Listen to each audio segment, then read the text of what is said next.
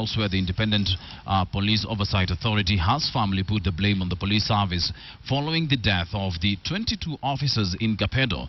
The authority blames the service for failing to put in place what it calls effective strategies to protect its officers. KTN's Linda Ogutu now reports on the worrying trend of police officers being killed in the line of duty. At the mortuary, family and friends flock to view the bodies of their loved ones killed in the line of duty in Kapedo in the heart of Turkana East. And the Independent Police Oversight Authority is outraged, not just with the bandits but even the National Police Service. The authority says the police failed to prevent the death of the 22 officers. The police command is unable to correctly analyze the problem at hand, prescribe and implement solutions. IPOA says the Kapedo killings could have been avoided if the National Police Service heeded its recommendations after the Mpeketoni attacks at the coast, where over 60 people, including police officers, lost their lives. Back then, President Uhuru Kenyatta partly blamed the attacks on police officers, who he said did not play their part. Things are no different this time. The incoherent structure within the National Police Service will continue becoming a challenge when it comes to us dealing with the security in this country. Security analyst Mwenda Mbejiwe says that failure in leadership that has led to the loss of lives of police officers in the line of duty could be Kenya's undoing. That we have men there, up there, and women commanding the police who have no idea, absolutely no idea, what commanding a police force is.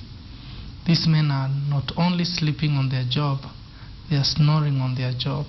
It is a top concern for IPOA as well. I started to think of the low morale now in the National Police Service. Pokot elders have admitted that Saturday's attack was a result of what they called mistaken identity. They say officers undertaking a security operation in the area were mistaken for attackers from neighboring Turkana County. They asked for 2 weeks to talk to their people and they would return the missing guns and uniforms. If President Kenyatta's ultimatum to those people to return the gun fails, right now as we speak, is armies, the units in Eldoret or the units in Nakuru right now they should be on the way going there, because that's what a commander-in-chief says. He gives his word and he backs his word with his fire. Mbejiwe says this is the time for the president to take a stand and defend his forces, make it clear that no one can get away with killing a police officer. President Moi, in about 1999 or 2000, thereabout, some Al-Shabaabs, Somali militias, those days were militias, crossed the border at Liboi and attacked a police station and took away guns and, attacked the officers and went away with an entire armory. And so President Moi, the next day, he called, of course, their elders to State House, and then he spoke to the Somali elders and he said, look, you're going to have to call those people anyhow. What I need is I have given 24 hours to have my guns returned to my men in Liboi. And if I don't get the guns, I'll come for them. So in the meantime, when President Moi gave the ultimatum, I was in Moi Air Base, Air Defense Control Unit. We were all put on high alert, and 7 Kenya Rifles unit from Langata were all brought in trucks and put in military buffaloes and flown to Wajir. Then President Moi ordered for his fighter jets to be scrambled over the airspace. By midday the next day, it was not even 12 hours gone since the ultimatum.